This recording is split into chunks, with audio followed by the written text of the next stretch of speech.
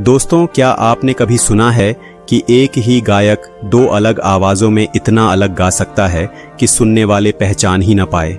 आज हम बात करेंगे 1964 में आई फिल्म राजकुमार की, जिसमें शम्मी कपूर, साधना, पृथ्वीराज कपूर और प्राण जैसे दिग्गज सितारे थे। कहानी मनमोहन देसाई ने लिखी थी और डायलॉग्स रामानंद सागर ने।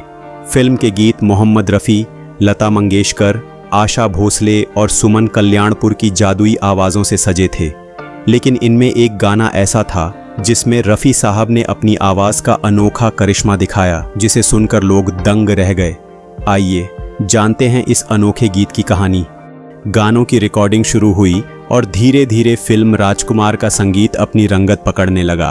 अब आया एक बेहद खास गीत का नंबर, जो मोहम्मद रफ़ी साहब और आशा भोसले जी की आवाज़ों में रिकॉर्ड होना था। हमेशा की तरह उस दिन भी रिकॉर्डिंग स्टूडियो में मौजूद थे शम्मी कपूर साहब, क्योंकि शम्मी कपूर अपने गीतों को लेकर बेहद सजग थे और चाहते थे कि रफ़ी साहब उनकी स्टाइल और अंदाज को पूरी तरह से पकड़ लें। लेकिन दोस्तों, उस दिन स्टूडियो में जो हुआ वो शायद किसी ने सोचा भी नहीं था।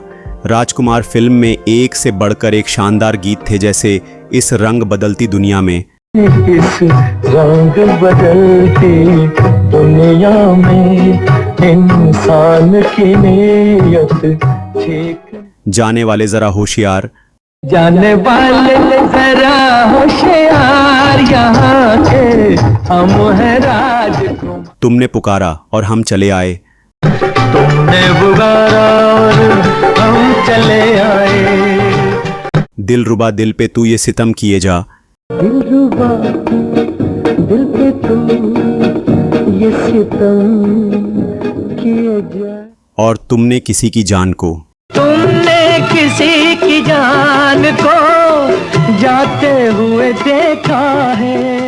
लेकिन जिस गाने की मैं बात कर रहा हूँ उसके बोल थे, दिलरुबा दिल पे तू ये सितम किए जा। ये एक जंगली तर्ज का जोशीला गीत था, जिसमें रात के वक्त कबीले के लोग खुशी में जश्न मना रहे हैं और साधना जी कबीले के लिबास में दिलकश अंदाज में डांस कर रही हैं। इस गाने में मोहम्मद रफ़ी साहब की धमाकेदार एंट्री होती है इस लाइन से, हम भी तो प्यार में जलते रहे, हम भी तो आग में जलते रहे प्यार के शोलों, जिसमें उनकी आवाज़ का अंदाज ही कुछ और था। शंकर जयकिशन जी ने इस गाने को बड़ी खूबसूरती से संगीतबद्ध किया था और इसके इंस्ट्रूमेंट्स में भी ऐसे अनोखे प्रयोग किए थे जो उस दौर में बिल्कुल नए थे। जब रफ़ी साहब इस गाने की आखिरी लाइन तक पहुँचे, तभी कुछ ऐसा हुआ जिसने पूरे स्टूडियो का माहौल ही बदल दिया। रफ़ी साहब ने अचानक अपनी आवाज़ इस तरह से बदली कि सबके होश उड़ गए। एक पल के लिए सब जैसे रुक से गए। रिकॉर्डिस्ट ने शंकर जयकिशन जी की ओर देखा, लेकिन जयकिशन जी ने मुस्कुराकर इशारा किया, रिकॉर्डिंग चलने दो। आशा भोसले जी भी एक पल के लिए चौंकी, लेकिन उनका हिस्सा पहले ही खत्म हो चुका था, वरना शायद वो भी गाने से बाहर हो जाती।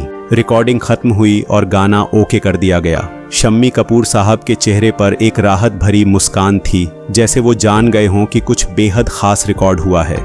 रिकॉर्डिस्ट ने रफ़ी साहब से कहा, आपने तो कमाल कर दिया, वो जो लास्ट में जोड़ा ना, गजब। आशा जी ने भी हंसते हुए कहा, रफ़ी साहब, अच्छा हुआ आपने ये हरकत आखिर में की, बीच में करते तो मैं ही रुक जाती। अब सुनिए वो कमाल की लाइन जहां रफ़ी साहब ने अचानक अपनी आवाज़ का रंग ही बदल दिया और इसी एक पल ने पूरे गाने को एक नया मोड़ दे दिया। हम भी तो आग में जलते रहे प्यार के शोलों पे। आशा भोसले जी अक्सर कहा करती थीं कि रफ़ी साहब आमतौर पर गानों में इम्प्रोवाइज नहीं करते थे। रफ़ी साहब की आवाज़ तो बदलते नहीं थे, वो उनका आवाज़ ही बुलंद था और जो हीरो गाता था उसको सूट कर जाता था, वो नहीं कुछ चेंज करते थे। लेकिन दोस्तों, ये गीत इस बात का जीता जागता सबूत है कि जब जब वो इम्प्रोवाइज करते थे तो इतिहास बन जाता था। तो दोस्तों, वीडियो आपको कैसा लगा कमेंट में ज़रूर बताएं।